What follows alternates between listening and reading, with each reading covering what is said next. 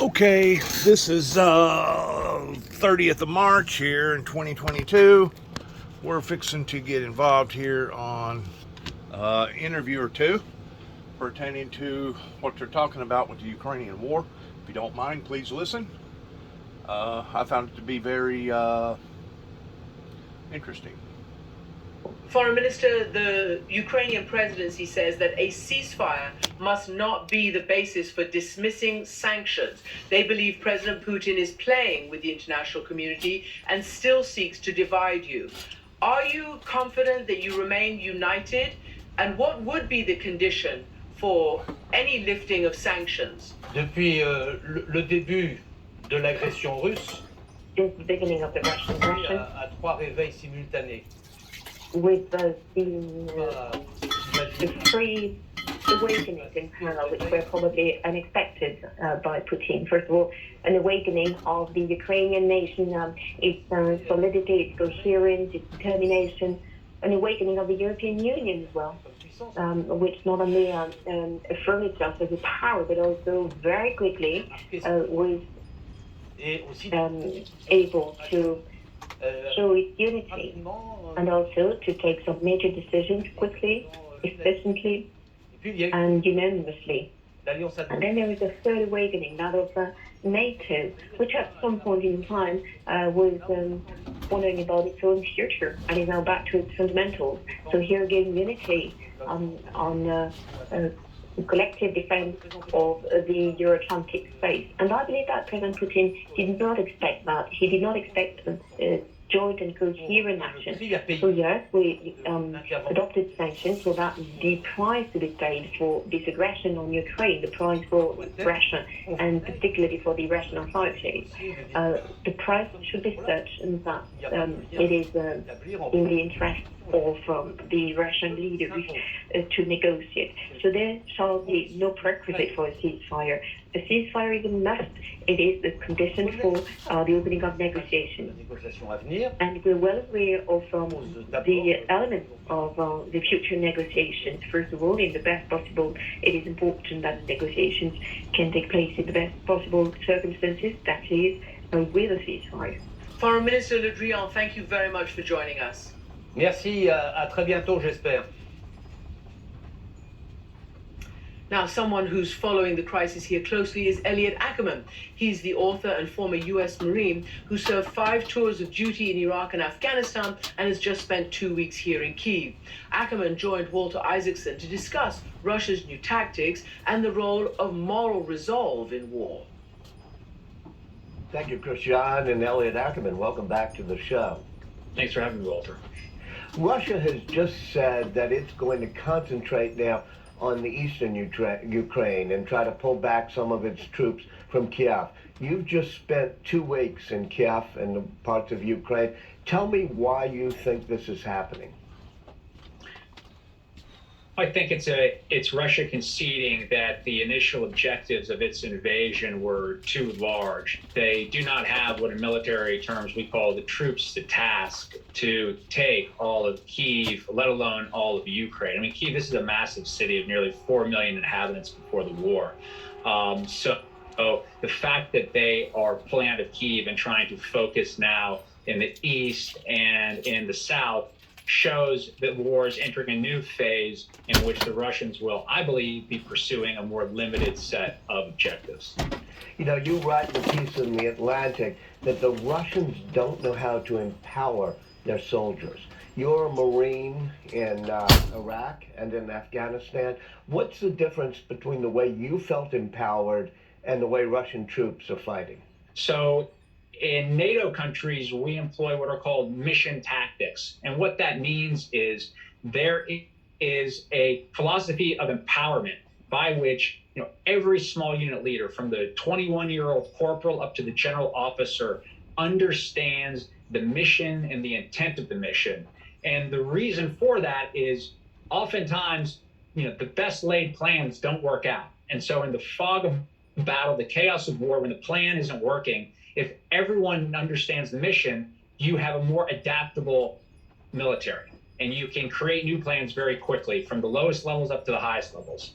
Now, the Russian model is a far more centralized model where the planning is far more intricate, the decision making is made by a small, much more senior group of officers, and that can work very well and be effective. But the challenge is when the mission doesn't go according to plan, at the lower levels, there's this inability to adapt. And I think probably the greatest visual we have on that from this Ukraine war was, if we recall, the 40-mile convoy extending north from Kyiv. And I think in the early days, many Ukrainians and observers were sort of terrified, what is this enormous convoy that's going towards Kyiv? But the reality now in hindsight is that was really an enormous traffic jam.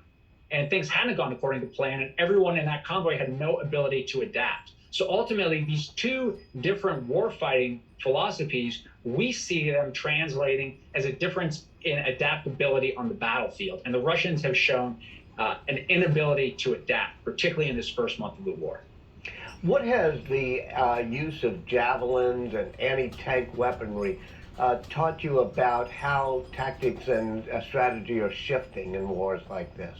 Well, this is a really important issue to be watching right now in the war in Ukraine, in so much as we're seeing a technological shift occur on the battlefield, where these anti-tank missile systems, like the Javelin and the British-made NLAW, are very capable, and they are destroying the latest Russian tanks. So these are what are called anti-platform weapons. They're designed to destroy platforms like tanks. Platforms also include things like high-tech fighter planes and very expensive capital ships. And so what we're seeing as a trend is, as these anti-platform systems become more effective, they reduce the importance and the centrality of these massive platforms on the battlefield. And the U.S. needs to be paying attention to this, because the U.S. in particular, we have a very platform-centric view of warfare, where all of our warfighting capacity is manifested in, if you're in the Army, in our tanks, if you are in the Air Force, in our fighter planes, like the very expensive F-35, or our aircraft carriers, if you're in the Navy. So as we look to the future conflicts the U.S. could be engaged in, it's important to take away this lesson in Ukraine, which is we need to be very careful that we're not confronting an adversary who we perceive as weaker, but who in fact has a very strong anti-platform capability that can level the battlefield for us. You're a Marine and fought in the battle for Fallujah. Tell me how that contrasts to the battle for Kiev that the Russians were trying to wage. When I fought as a Marine in the Battle of Fallujah, I was an infantry officer, and our infantry worked very closely with our tanks, the Abrams battle tank, which is a state-of-the-art tank, but similar in capability as the Russian tanks. And I watched on numerous occasions we were advancing into the city, Abrams tanks absorb rocket-propelled grenades, which was the best anti-tank weapon the insurgents had against us. Now, those tanks, if they had, instead of being hit with a rocket-propelled grenade, had been hit with a javelin, they would have been immediately catastrophically destroyed. And so the efficacy of tanks in an urban environment really is called into question when you have these very effective anti-tank missile systems. And that's going to be very important to note in any potential battle for a major Ukrainian city, whether it's Kyiv, or we've already seen this taking place in cities like Mariupol and even Kherson. So many analysts said that the Russians would just march right in like a blitzkrieg into Kiev. I think the Russians thought so as well. Why did they get it wrong? The big story here in Ukraine, as much as we've been talking about technology, and the technology is all great, but it is a story of motivation. The Russians have made the enormous mistake of underestimating Ukrainian motivations, understanding the essential feeling of nationality that Ukrainians have, and have particularly developed since 2014, when this war began with the Russians, because any Ukrainian you meet will tell you this war didn't start in February of this year. This war started in 2014 when Russia annexed Crimea. So the Russians really have underestimated what I would call, the moral aspects of this conflict. And the Ukrainians are fighting to defend their families and their homes. And so, Napoleon has, who fought many of his battles in that part of the war, he has one of his maxims, and the maxim he said was the moral to the material in war is as 3 is to 1. And we're seeing that right now, that the individuals who actually have that 3 to 1 advantage are not the Russians. It is the Ukrainians, and I believe they will continue to enjoy that 3 to 1 advantage, and I think it's what's ultimately going to leave them as the victors in this war. That moral 3 to 1 force multiplier, is that just the Ukraine military, or is that the grandmothers, the teenagers, the people of Ukraine, all being part of a moral force that's winning this battle? I will say, one of the things that's been most remarkable to me spending time over there, particularly as someone who once considered himself a professional soldier, is that the vast majority of soldiers there, the people we're watching each night on the nightly news, they are not, in fact, soldiers. They are, filmmakers, bakers, the grandmothers you referred to, young people who've left school to volunteer. So this is really a true national mobilization of the sort that I have never seen in my lifetime, and of the sort I've only read about in history books dating back to, for instance, the Second World War. And now are they totally convinced that they can repel the Russian attack, especially on Kiev and central Ukraine?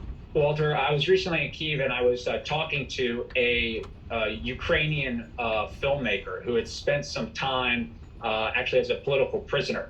And I made the mistake of saying to him, "Do you think you'll make a movie about this after the war?" And he leaned in closely and said to me, "Around here, we don't say after the war." And I said, "What do you say?" He said, "Around here, we say after the victory." Wow.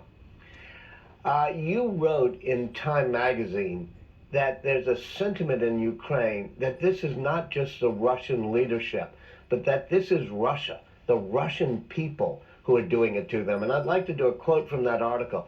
"The Russian people have made a bargain with Putin. It's one they've made throughout their history. They have allowed a despot to take away their freedom, but in exchange, he has offered them glory." To what extent do the Ukrainians feel they're now at war with the Russian people? And the Ukrainians are quick to point out that if you have been paying attention to this region, there has been 20 plus years of Russian aggression, whether it's in Chechnya, in Georgia, in Ukraine now twice, and they believe that the Russian people have enabled Putin for 2 decades, and that Putin is not the problem, that Putin is the symptom of a larger problem, and that is Russian aggression. So the Ukrainians I know and have spoken with feel very strongly that you cannot decouple this conflict from the Russian people themselves. And if you look at polling, polling does show strong majority support within Russia for the war in Ukraine. So when Biden says this man cannot stay in power, referring to Putin, do you think a change in power in Russia would change this attitude of the Russians in terms of their expansionist views about Ukraine? I think a hope that a simple change of the person on top in Russia is a solution to all of this is probably not realistic. That these are much deeper problems with regards to Russian aggression in that part of the world. So I don't believe that simply trying to have a strategy that's solely focused on getting Putin out of power is somehow going to solve the problems that we're seeing coming out of Russia. Those of us who write biographies always wonder about the role of a singular person. And so I was going to ask you about President Zelensky. To what extent has his sense of inspiration, his fortitude, helped make it so that Ukraine seems to be repelling the Russian invasion? And to what extent would this have happened even with a different leader? The best leaders are really vehicles by which nations are able to express and manifest their collective will. So I think President Zelensky is only as good as the Ukrainian people, but he has shown himself adept at being a vessel to communicate their collective will. And I think that the Ukrainian people are very fortunate that they have a leader like Zelensky right now. And I think President Zelensky is very fortunate that the Ukrainian people have all gotten behind him. President Zelensky continually calls for more support from NATO, the United States, including air support. When you were there, were there things you were hoping that the U.S. and the West should be doing? And do you think that would be wise for the U.S. to become more involved in this fight? I think whether the U.S. and the West wants to become more involved in this fight or not is sort of beside the point. We are involved in this fight. And it is, I believe, an essential one. It's one that we haven't necessarily seen yet in our lifetimes. So the Ukrainians have been very vocal, and rightly so, about the need to gain control of their airspace. We need to be giving the Ukrainians at least the resources to set up their own no-fly zone if we want them to prevail in this war. And I would argue that it's essential that they prevail in this war against the Russians if we, as a free people, don't want to see the continued march of authoritarianism across the globe. As a Marine, what lessons do you think that the American military and forces like the Marines should take? What have we learned so far from this fighting? Walter, I think we'll go back to this idea, and it's really a strategic one, of the essential nature of the moral in war. We have, in the last less than a year, seen the fall of Afghanistan and now this invasion in Ukraine. And I think it's important to tie the two together. In the case of Afghanistan, we saw a highly equipped military that had been deeply trained, really invested in over years and years, with a very dysfunctional government, collapse in a matter of weeks. That was Afghanistan. In Ukraine, we have seen a government that we haven't invested in nearly the same way, have been very reluctant to equip, hold together, and shock the entire world. And the only real difference in those two cases is the moral factor, whether or not these people wanted to fight, whether or not they wanted to hold their country together. And I think as Americans and as the West, as we look forward and we try to figure out the strategies that will secure our prosperity, it's important to keep in mind the moral makeup of the countries we're bringing on as partners. So I think that is an essential lesson coming out of this war in Ukraine, one that we should all focus on. So looking at how the Ukrainians defended their freedom and contrasting that with the way the Afghan army didn't, does that make you think that it was a mistake the way we went into Afghanistan? Well, what it makes me think is, oftentimes we have a tendency to try to disconnect the military aspect of a conflict from the political aspect of a conflict. As we look at a conflict like a Ukraine or in Afghanistan and understand that what we saw in Afghanistan in terms of the military defeat was very much linked into the political dynamics on the ground in Afghanistan. And what we're seeing in Ukraine right now, which is a remarkable victory with regards to the Russians, and a really remarkable demonstration of capability, is directly tied into the politics of Ukraine. And so any country that just segregates the military from the political and tries to think about them separately is going to wind up making strategic errors. If there is a compromise to try to end this war, and it involves Ukraine being neutral and forswearing being part of NATO, and if it requires giving up control of some of the Donbass and Crimea or making it disputed territories, do you think the Ukrainians will approve something like that? I think it's, at least at this moment, battlefield conditions being what they are, I think it's very difficult to see an outcome by which the Ukrainian people would accept a peace built on terms by which they had to concede the Donbass and concede Crimea back to the Russians. The Ukrainian people, and I think correctly so, view themselves as being the winners of this war thus far. And as the winners, they don't believe they should have to concede anything. It's the losers who concede, and they view the Russians as the losers. Now, obviously, the Russians have made incursions into Ukraine, but the Ukrainian people are by no way chastened by what's happened the last month. And I don't think President Zelensky would have the ability to hand over, even if he wanted to hand over territory to the Russians. So, we're going to have to see how this plays out in the weeks and months ahead. And I anticipate you're going to see a lot of jockeying on the battlefield for a position that could lead to advantages in the negotiating room. But at least psychologically, right now, the Ukrainians don't, at least the ones that I've been talking with, don't feel they need to concede anything. And I think it would be very difficult for President Zelensky to do so and politically survive at home. Elliot Ackerman, as always, very enlightening. Thank you for joining us. My pleasure. Thanks for having me. And that's it for now. Thank you for watching, and good night from Kyiv.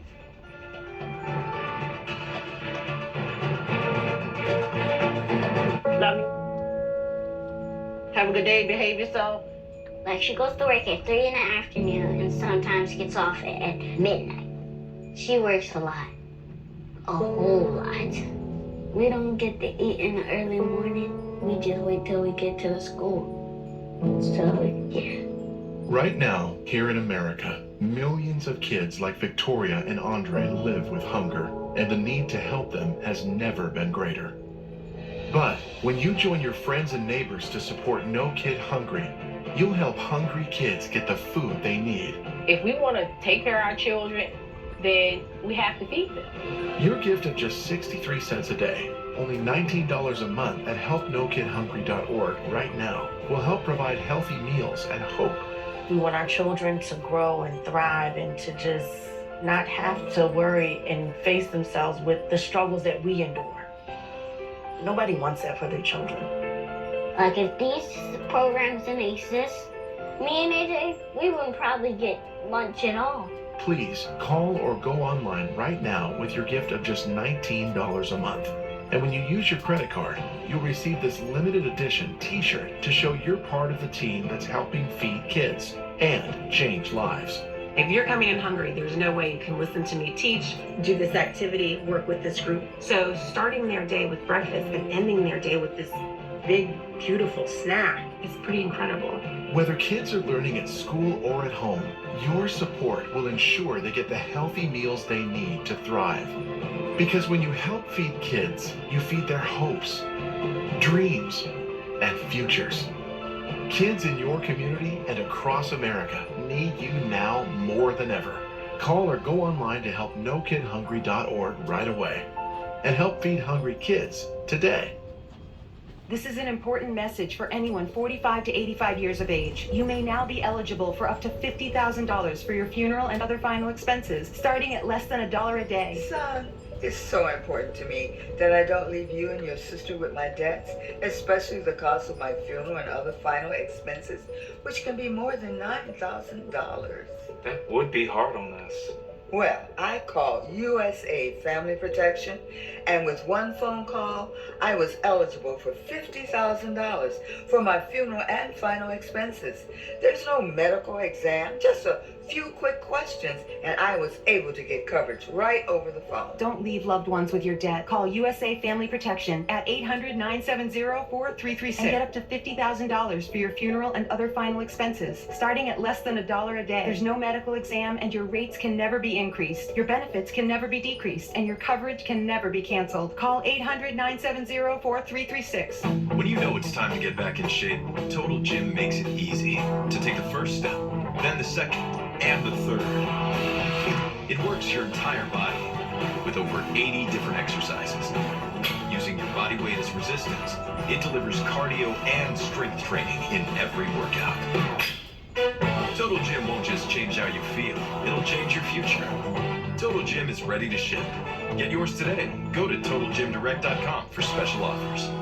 Do you have a box of videotapes, film reels, or photos that are degrading? Legacy Box professionally converts them to DVDs, thumb drive, or the cloud. Legacy Box is simple and safe, with over 1 million satisfied customers. Visit LegacyBox.com today and get 40% off.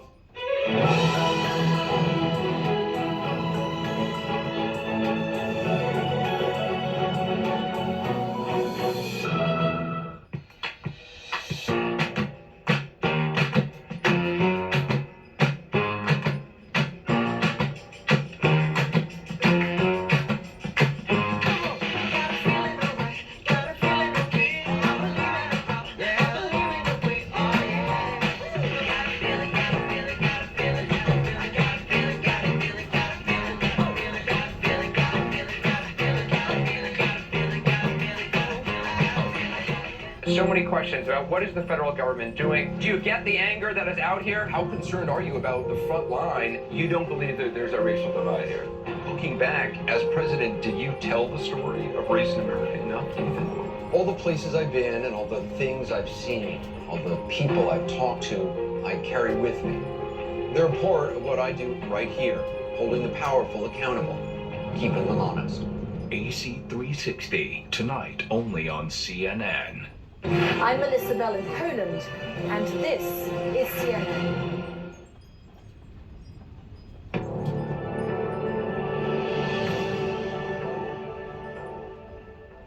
Hello and welcome. I'm Eleni Jarkos in Dubai. Let's get straight into the latest on Russia's war in Ukraine. The mayor of one Ukrainian city under fire says a sharp escalation in attacks today is yet another confirmation that Russia always lies. Russia promised to dramatically reduce its assaults on Chernihiv and Kyiv as a trust-building measure.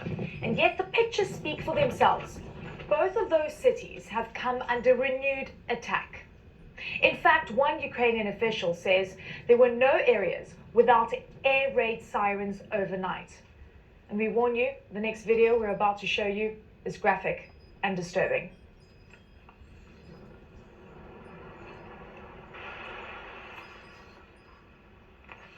And this is what's left of Irpin, a key suburb of Kyiv. Officials say as many as 300 civilians were killed there before Ukraine recaptured the town from Russian forces. Bodies are still lying in the streets, and some have reportedly been booby-trapped. And in the south, new satellite images from Mariupol show entire city blocks wiped out amid an ongoing siege. And among the targets, a Red Cross warehouse clearly marked with its well-known symbol. Ukraine's president addressed the Norwegian parliament today, saying all of Europe is affected by this war. The future of the entire continent, from north to south, from east to west, is being decided right now on our land, in Ukrainian airspace, in Ukrainian waters, so that your soldiers won't have to protect the countries of NATO's east, so that the Russian mines won't drift towards your ports, your fjords, so that your people won't have to get used to the sound of air sirens, and so the Russian tanks won't be gathering at your borders. We have to stop Russian aggression together, and only together.